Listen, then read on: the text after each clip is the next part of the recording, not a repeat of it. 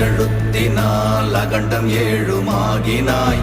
உவ்வெனும் எழுத்தினால் உருத்தரித்து நின்றனை. மவ்வெனும் எழுத்தினால் மயங்கினார்கள் வையகம். அவ்வும் உவ்வும் அவ்வுமாய் அமர்ந்ததே சிவாயமே.